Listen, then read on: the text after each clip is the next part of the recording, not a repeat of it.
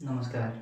Online क्लासमा म गोविन्द पौड्यालको तर्फबाट यहाँबाट स्वागत छ। बीबीएस सेकेन्ड इयर तथा एमबीएस सेकेन्ड सेमेस्टरमा रहेको master budget or budgeting for profit planning भन्ने च्याप्टर लिएर म उपस्थित भएको छु यहाँहरूसँग। र यो बजेटिङ मास्टर बजेट भन्ने बित्तिकै के बुझ्नु पर्यो भने जुन हामी फाइनान्शियल स्टेटमेन्टहरू प्रिपेयर गर्छौँ, फाइनान्शियल स्टेटमेन्टहरू जस्तो फाइनल एकाउन्ट प्रिपेयर गर्ने बेलामा हामी पीएल एकाउन्टहरू, इन्कम स्टेटमेन्टहरू बनाउँछौँ, त्यस सँगसँगै ब्यालेन्स सिट पनि प्रिपेयर गर्नुपर्ने हुन्छ। मास्टर बजेट भने पनि के हो त भन्दा complete set of financial statement, financial स्टेटमेन्टहरू जुन हुन्छन् त्यसको कम्प्लिट सेटलाई बुझिन्छ। तर यिनीहरू के हुन्छन् भने मास्टर बजेटमा प्रिपेयर गर्दा इस्टिमेटेड हुन्छन्, भनेको बजेटेड हुन्छन्। हामी जुन बजेटेड फाइनान्शियल स्टेटमेन्टहरू प्रिपेयर गर्छौँ त्यो बजेटेड फाइनान्शियल स्टेटमेन्ट भनेको नै बजेटिङ फर प्रफिट प्लानिङ हो। प्रफिट प्लानिङका लागि अर्थात् नाफा हामी कति अर्न गर्ने भनेर जुन योजना बनाउँछौँ त्यस्तो योजनाका लागि हामी जुन जुन स्टेटमेन्टहरू प्रिपेयर गर्छौँ ती सबै स्टेटमेन्टहरू हाम्रो मास्टर बजेटले कभर गरेको छ। तसर्थ यो मास्टर बजेट तपाईँको एमबीएस सेकेन्ड सेमेस्टरका लागि यहाँबाट केस नै आउँछ हैन, तसर्थ यो धेरै इम्पोर्टेन्ट मानिन्छ। र अनि बीबीएस सेकेन्ड इयरमा फेरि यो च्याप्टरबाट इक्जाममा 10 मार्क्सको आउँछ। हुन त बीबीएस सेकेन्ड इयरमा सबै कम्प्लिट मास्टर बजेटै राखेको त छैन हैन, यसमा चाहिँ केही पार्टहरू राखेको छ। मैले कुन कुन टपिकहरूसम्म चाहिँ बीबीएस सेकेन्ड इयरले चाहिँ ख्याल गर्नुपर्छ भन्ने कुरालाई चाहिँ फोकस गर्छु। तर यहाँ मैले समावेश गरेको जुन मास्टर बजेट छ टोटल यो एमबीएस सेकेन्ड सेमेस्टरलाई पनि उपयोगी हुने गरेर गरेको हुनाले बीबीएस सेकेन्ड इयरका लागि यहाँ म जति कुरा सिकाउँछु त्यो सबै भने आवश्यक छैन हैन। तसर्थ यहाँनिर मास्टर बजेट भनेर भन्यौँ, बजेटलाई नै कुरा गऱ्यौँ भने बजेट खास गरी दुई किसिमका हुन्छन्, सर्ट टर्म बजेट र लङ टर्म बजेट।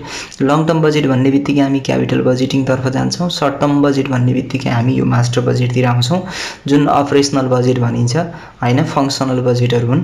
यी फङ्सनल बजेटहरू, अपरेसनल बजेटहरू भनेर हामी यो बजेटिङ फर प्रफिट प्लानिङलाई भन्छौँ।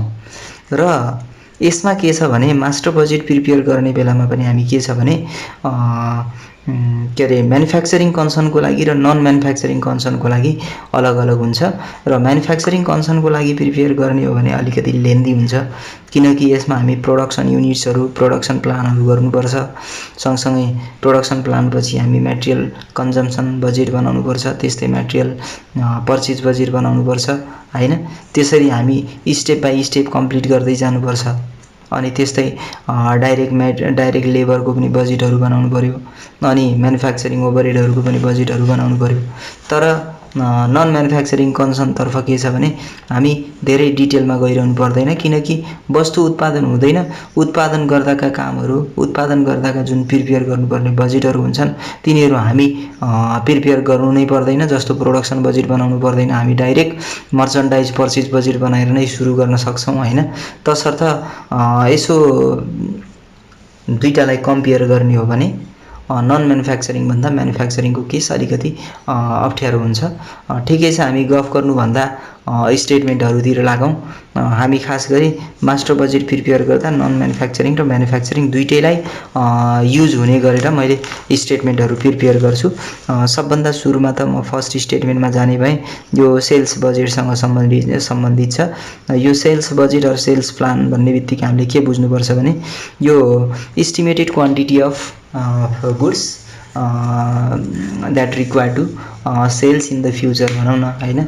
भविष्यमा कति युनिट चाहिँ हामी सोल्ड गर्नुपर्छ त्यो इस्टिमेटेड जुन युनिट अफ सोल्ड छ त्यो नै खास गरी सेल्स बजेट हो। त्यो इस्टिमेट गर्ने क्वान्टिटीलाई इस्टिमेट गर्नु पर्यो, जुन भविष्यमा हामी चाहिँ के गर्छौँ बिक्री गर्छौँ।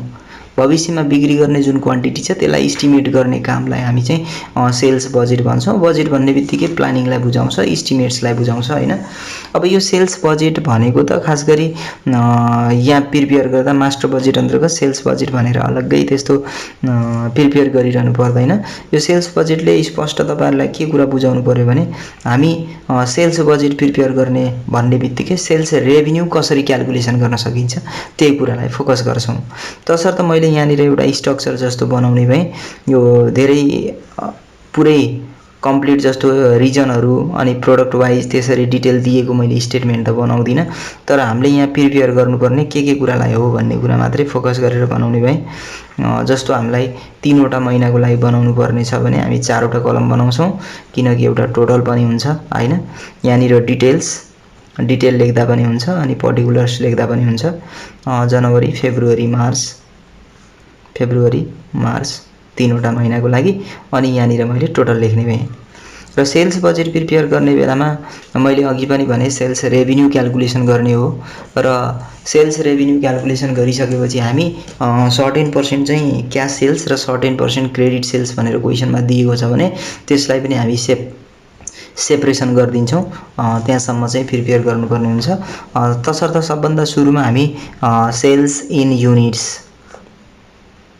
क्वेसनमा सेल्स इन युनिट्सहरू दिएको छ कि, अनि त्यसपछि पास्ट मन्थहरूबाट चाहिँ इस्टिमेट यति पर्सेन्टले इन्क्रिज हुन्छ, यति पर्सेन्टले डिक्रिज हुन्छ, त्यसरी केही हामीलाई चाहिँ आइडिया दिएको हुन्छ, केही सिम्बोलहरू दिएको हुन्छ, त्यही अनुसार हामी इन्क्रिज गरेर या डिक्रिज गरेर हामी चाहिँ यहाँ देखाउँछौँ सेल्स इन युनिट्स। यसरी जनवरी फेब्रुअरी मार्चको देखाउँछौँ र तीनटैलाई एड गरेर हामी टोटलमा राख्छौँ। अनि यो सेल्स युनिट्सलाई सेलिङ प्राइस पर युनिट यो जनवरीको लागि कति, फेब्रुअरीको लागि कति, मार्चको लागि कति हैन, अनि सबैमा सेम छ भने यहाँ पनि हामी राख्न सक्छौँ। र यो के छ भने सेल्स युनिटलाई सेलिङ प्राइस पर युनिटले मल्टिप्लाई गर्यौँ भने हाम्रो बजेटेड सेल्स आउँछ वा प्लान सेल्स आउँछ हैन। मैले यहाँनिर बजेटेड सेल्स लेखेँ, बजेटेड सेल्स इन आरएस। यसरी बजेटेड सेल्स र प्लान सेल्स हामी रुपिजमा क्याल्कुलेसन गरिसकेपछि क्वेसनमा हामीलाई यदि क्यास र क्रेडिटलाई सेपरेसन गर्ने केही न केही हिन्ट छ भने हामी क्यास र क्रेडिटलाई पनि सेपरेसन गरेर छोड्छौँ। जस्तो क्यास सेल्स भन्यो, क्यास सेल्स 20% भन्यो भने जति रेभिन्यू आउँछ यसैको 20% क्याल्कुलेसन गर्दै हामी राख्छौँ हैन। अनि त्यस्तै क्रेडिट सेल्स चाहिँ अब क्यास सेल्स दिएको छ भने क्रेडिट सेल्सको इन्फर्मेसन भन्ने बित्तिकै हामी 100बाट 20 घटाएर 80% रिमेनिङ क्रेडिट भन्ने बुझिन्छ, र यसरी हामी क्याल्कुलेसन गरेर यहाँ राख्दै जान्छौँ। यो 80% गर्ने काम पनि हामी केबाट गर्छौँ भन्दा बजेटेड सेल्सबाट वा जुन रुपिजमा छ त्यसबाट हामी यहाँ देखाउँछौँ। यसरी हामी सेल्स बजेट प्रिपेयर गर्न सक्छौँ। अब तपाईहरुलाई अर्को पनि हिन्ट के दिउँ भने एउटा मात्रै प्रोडक्ट छ भने हामी जनवरी फेब्रुअरी मार्चको लागि यति स्टेटमेन्ट बनायौँ भने, यदि हामीसँग दुईटा भयो भने यहाँनिर माथि के थप्नु पर्यो भने यो प्रोडक्ट हो ए को, अनि यस्तै गरेर फेरि प्रोडक्ट बी को पनि अलग्गै जनवरी फेब्रुअरी मार्च एन्ड टोटल गरेर देखाउनु पर्ने चाहिँ हुन्छ। त्यति बेला स्टेटमेन्ट कम्पेरेटिभली योभन्दा ठुलो पनि हुन्छ। त्यस्तै यो सेल्स बजेट भन्ने बित्तिकै हामीले के बुझ्नु पर्यो भने यो म्यानुफ्याक्चरिङको लागि पनि हो, नन म्यानुफ्याक्चरिङको लागि पनि हो, दुईटैको लागि यो उपयुक्त हुन्छ। त्यस्तै हामी दोस्रोमा प्रिपेयर गर्नुपर्ने म्यानुफ्याक्चरिङ बजेट, म्यानुफ्याक्चरिङ कन्सर्नले खास गरी प्रिपेयर गर्नुपर्ने बजेट भनेको प्रोडक्सन बजेट हो। प्रोडक्सन बजेटमा जान्छौँ हामी। प्रोडक्सन बजेट भन्ने बित्तिकै हामी के बुझ्नु पर्यो भने यो चाहिँ भविष्यमा उत्पादन गरिने वस्तुको क्वान्टिटीलाई हैन, quantity of goods that should be produce in the future भनौँ न हैन। त्यस्तो गुड्स चाहिँ हामी भविष्यमा चाहिँ प्रड्युस गर्छौँ। त्यसरी प्रड्युस गर्ने कुरा हामी इस्टिमेट गरेका हुन्छौँ। त्यो इस्टिमेट्सलाई हामी प्रोडक्सन बजेट भन्छौँ। कति युनिट प्रोडक्सन गर्ने त, अर्गनाइजेसनलाई कति निड छ to meet the sales needs भनौँ हैन। बिक्री गर्ने उद्देश्यले बिक्री आवश्यकतालाई परिपूर्ति गर्ने गरेर हामी कति चाहिँ उत्पादन गर्नुपर्छ, त्यो उत्पादन बजेटले खास गरी त्यो कुरालाई फोकस गर्छ। हामीले वस्तु बिक्री गर्नका लागि वा बिक्री आवश्यकता पूरा गर्नका लागि कति प्रोडक्सन गर्नुपर्छ भन्ने कुरालाई प्रोडक्सन बजेटले जनाउँछ।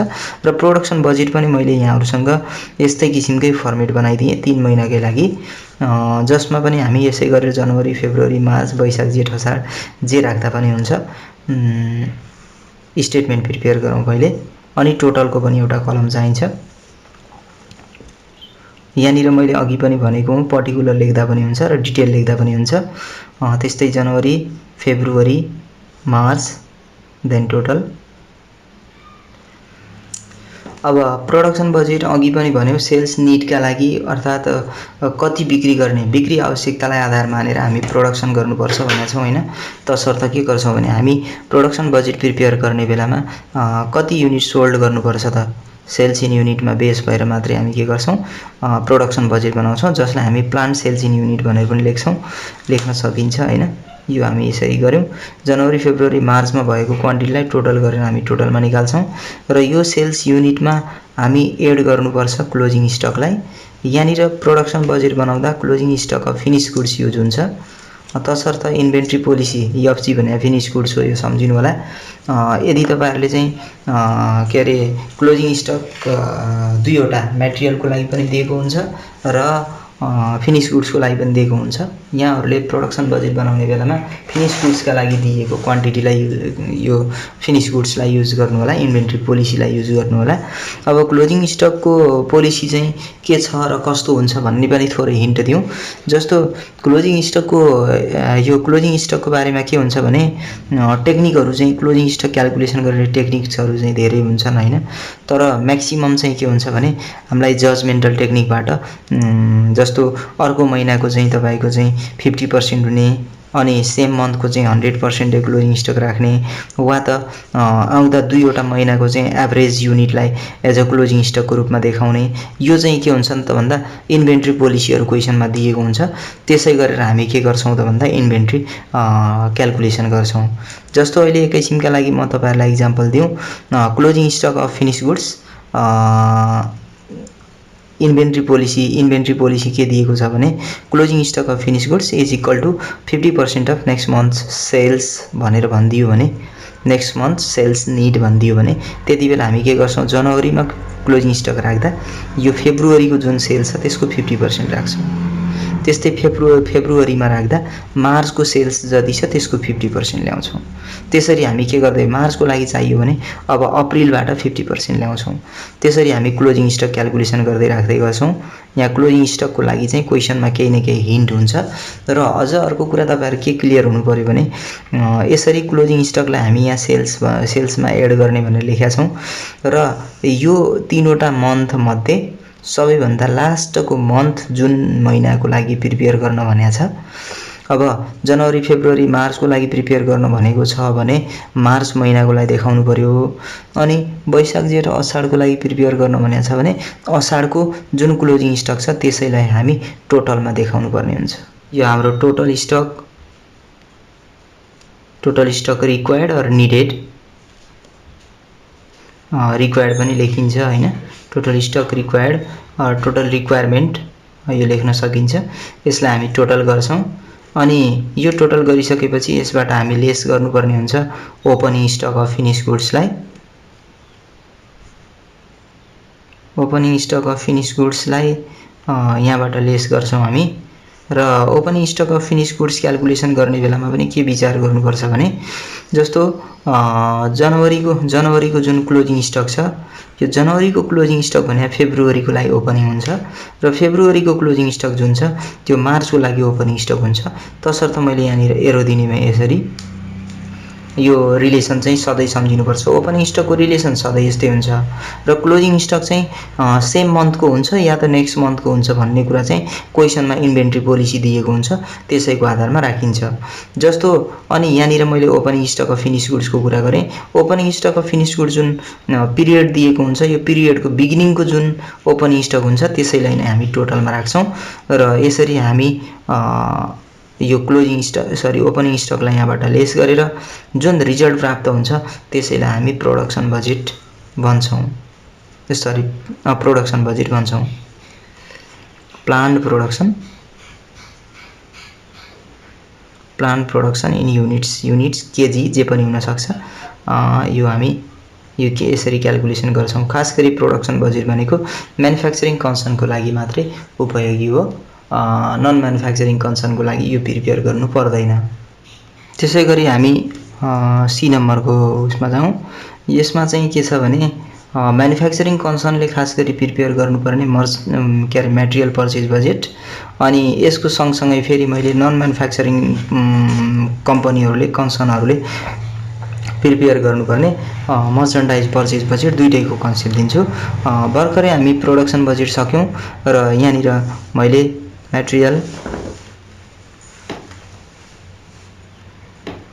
मटेरियल पर्चेज बजेट यो जति पनि अहिलेसम्म बनाएका यी बजेटहरू छन् यो सबै बीबीएस सेकेन्ड इयरका लागि एकदम आवश्यक छन्। एमबीएसका लागि त जति म पढाउँछु त्यो सबै नै इम्पोर्टेन्ट नै हुन्छन्।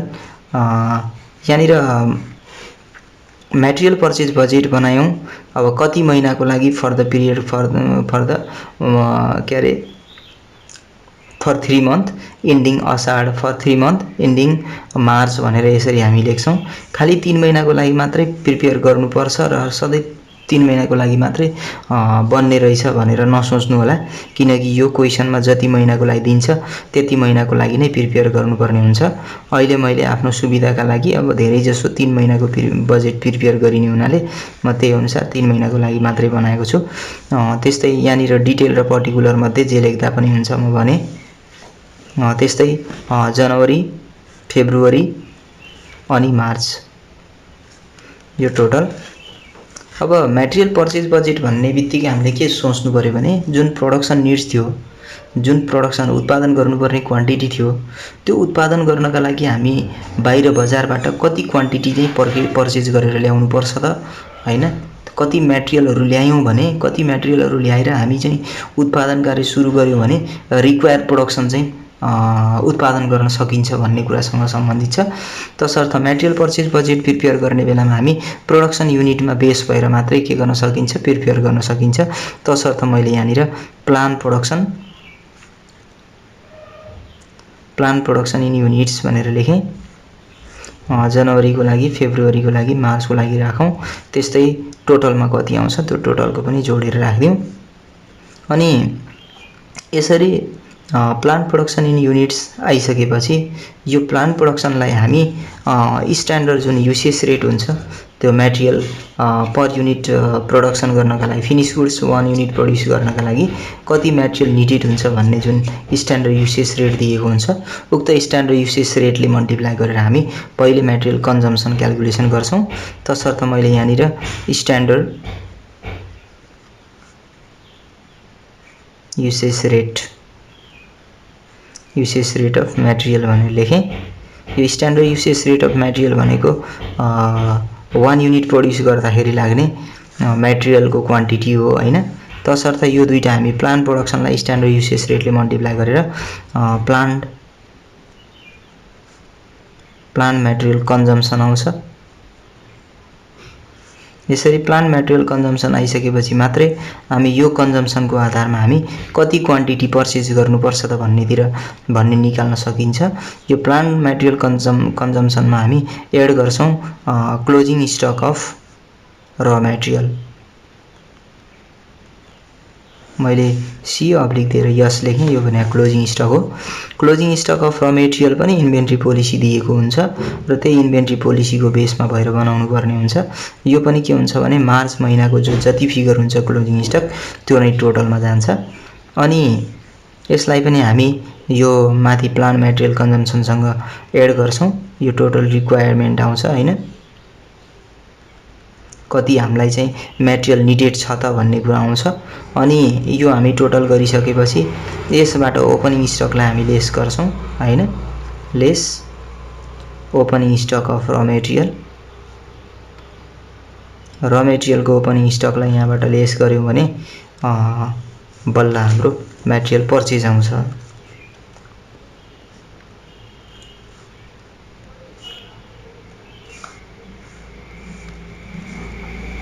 यो चाहिँ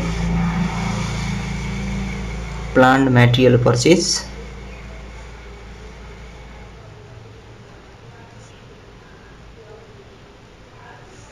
यो युनिटमा आउँछ। यसरी जो हामी लेस गरेर अनि बाँकीपछिको रिजल्टलाई यहाँ सार्छौँ। यो चाहिँ यो ओपनिङ स्टकको कन्डिसन पनि सेम अघिको प्रोडक्सन बजेटमा जस्तै नै हो। प्रोडक्सन बजेटमा पनि हामी ओपनिङ स्टक देखाउँदा यो जुन बजेट पिरियडको बिगिनिङ मन्थको ओपनिङ स्टक जति हुन्छ त्यसैलाई नै हामी उता टोटलमा लिएर गएर राख्ने भनेका थियौँ। यहाँ पनि त्यस्तै नै रुल हो। अनि यसरी हामी मेटेरियल के अरे यो पर्चेज जुन प्लान्ट मेटेरियल पर्चेज क्यालकुलेसन गऱ्यौँ, यतिले मात्रै पुग्दैन। सँगसँगै के हुन्छ भने 1 युनिट मेटेरियल पर्चेज गर्नको लागि कति कस्ट लाग्छ त्यो कस्टले मल्टिप्लाई गरेर हामी कस्ट अफ मेटेरियल पर्चेज निकाल्नुपर्छ।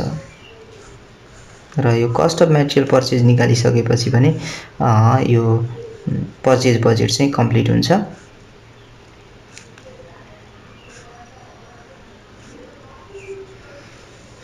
त्यसै गरी नन म्यानुफ्याक्चरिङ कन्सर्न अन्तर्गत वस्तु उत्पादन गरिँदैन भने ट्रेडिङ गुड्स नै के हुन्छ त हामी पर्चेज गरेर ल्याउँछौँ हैन। त्यसरी ट्रेडिङ गुड्स नै पर्चेज गरेर ल्यायौँ भने त्यो ट्रेडिङ गुड्सलाई हामी मर्चेन्डाइज गुड्स पनि भन्छौँ। र उक्त मर्चेन्डाइज गुड्स पर्चेज गरेर ल्याउँदा कति क्वान्टिटी पर्चेज गर्नुपर्छ त भनेर प्रिपेयर गर्नका लागि हामीहरूको मर्चेन्डाइज पर्चेज बजेट प्रिपेयर गर्नुपर्ने हुन्छ। ल त्यसै गरी म यो सी नम्बरको यो नन म्यानुफ्याक्चरिङ कन्सर्न अन्तर्गत आएँ। मर्चेन्डाइज पर्चेज बजेट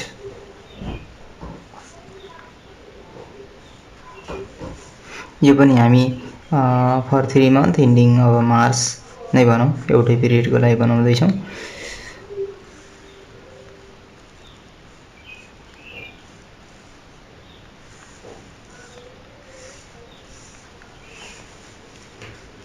अब नन म्यानुफ्याक्चरिङ कन्सर्नको लागि प्रिपेयर गर्दा हामी आफूले उत्पादन नगर्ने हुनाले सेल्स रेभिन्यूमै आधारित भएर हामी मर्चेन्डाइज पर्चेज बजेट बनाउँछौँ। तसर्थ सबभन्दा सुरुमा हामी यो मर्चेन्डाइज पर्चेज बजेट स्टार्ट गर्दा भने हामी सेल्स रेभिन्यूबाट सुरु गर्छौँ। सेल्स रेभिन्यू जसलाई हामी प्लान्ट सेल्स इन रुपिस पनि भन्छौँ हैन। जनवरीको, फेब्रुअरीको, मार्चको हैन, अनि तीनटैलाई जोडेर यहाँनिर टोटल पनि निकाल्छौँ। यसरी सेल्स रेभिन्यूलाई नै युज गरेर हामी मर्चेन्डाइज पर्चेज बजेट बनाउनु पर्ने हुनाले यदि युनिटमा सेल्स दिएको छ भने त्यसलाई सेलिङ प्राइसले मल्टिप्लाई गरेर रेभिन्यू राख्नुपर्ने हुन्छ। अनि यो सेल्स रेभिन्यूबाट लेस गर्नुपर्ने हामी ग्रस प्रफिटलाई। क्वेसनमा ग्रस प्रफिटहरू दिएको छ आफैले भने माथि क्वेसन नपढेको भए पनि त्यो चाहिँ नन म्यानुफ्याक्चरिङको केस नै हुन्छ। तसर्थ 20% ग्रस प्रफिट, 30% ग्रस प्रफिट हैन, त्यसरी चाहिँ हामीलाई ग्रस प्रफिट दिएको हुन्छ। त्यो ग्रस प्रफिट हामी माथिको सेल्स रेभिन्यूबाट घटायौँ भने यो आएको रिजल्ट चाहिँ हाम्रो के हुन्छ, COGS cost of goods sold आउँछ हैन। Cost of goods sold. अब यो कस्ट अफ गुड्स सोल्डमा अघि जस्तै गरेर हामी क्लोजिङ स्टकलाई एड गर्छौँ।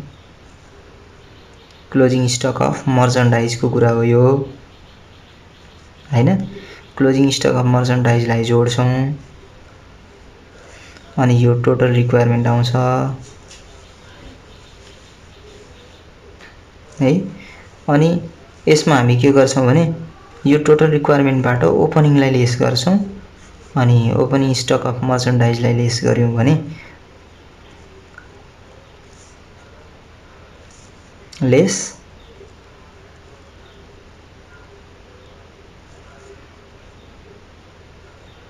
Opening stock of merchandise.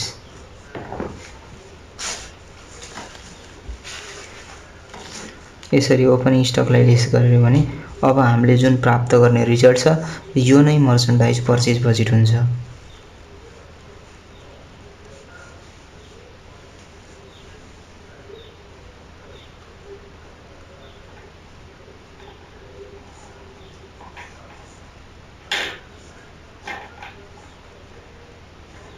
अब हामीले यहाँनिर के विचार गर्नु पर्यो भने जुन क्लोजिङ स्टकको अघिको कन्सेप्ट थियो त्यस्तै क्लोजिङ स्टक यहाँ पनि के हुन्छ भने नेक्स्ट मन्थ को चाहिँ 100% नै सफिसिएन्ट नै सेल्स निडलाई देखाउनुपर्छ भन्छ। या त तपाईको सेम मन्थकै 100% भन्छ, सेम मन्थकै सफिसिएन्ट पनि भन्न सक्छ, नेक्स्ट मन्थको 50% भन्न पनि सक्छ, नेक्स्ट मन्थको 75% भन्न पनि सक्छ। जसरी इन्भेन्ट्री पोलिसी दिएको छ मर्चेन्डाइजको त्यही अनुसार तपाईहरुले क्लोजिङ मर्चेन्डाइज पनि के गर्नुपर्छ, क्लोजिङ स्टक पनि क्याल्कुलेसन गर्नुपर्छ र क्लोजिङ स्टक राख्दा अघि जस्तै जुन मार्च महिना अर्थात लास्ट यो बजेटेड पिरियडको अन्तिम महिनामा जति तपाईको क्लोजिङ स्टक हुन्छ त्यही नै तपाईको टोटलमा जान्छ। त्यस्तै ओपनिङ स्टक राख्दा बजेटेड पिरियडको बिगिनिङमा जति ओपनिङ स्टक हुन्छ त्यसैलाई हामी के गर्छौं, टोटलमा राख्छौं र यसलाई एडलेस गरेर हामी यसरी मर्चेन्डाइज पर्चेज बजेट बनाउँछौं। यहाँसम्मको स्टेटमेन्टहरु मैले आज यहाँहरुसम्म बनाएँ र अझै पनि यस्ता स्टेटमेन्टहरु बाँकी नै छन्, किनकि हामी म्यानुफ्याक्चरिङ र नन म्यानुफ्याक्चरिङ अन्तर्गत दुईटैतर्फ पढ्दाखेरि हामी कस्ट अफ गुड्स सोल्ड बजेटहरु प्रिपेयर गर्नुपर्ने हुन्छ हैन। अनि त्यसपछि यो अपरेटिङ बजेटहरु, अपरेटिङ एक्सपेन्सेस बजेटहरु प्रिपेयर गर्नुपर्ने हुन्छ, म्यानुफ्याक्चरिङ ओभरहेड बजेटहरु प्रिपेयर गर्नुपर्ने हुन्छ हैन। सँगसँगै यो सकिसकेपछि हामी के गर्छौं त भन्दा बजेटेड इन्कम स्टेटमेन्ट अनि क्याश बजेटहरु अनि बजेटेड ब्यालेन्स सिटहरु प्रिपेयर गर्नुपर्ने हुन्छ। अनि बजेटेड ब्यालेन्स सिट सम्म पुग्यौं भने बल्ल हाम्रो मास्टर बजेट कम्प्लिट हुन्छ। र आजका लागि भने यहाँहरुसँग यति स्टेटमेन्टहरु सिकाउँदै यो स्टेटमेन्टलाई राम्ररी विचार गर्नु होला भन्दै यहाँहरुसँगबाट बिदा हुन्छु। हस्त नमस्ते।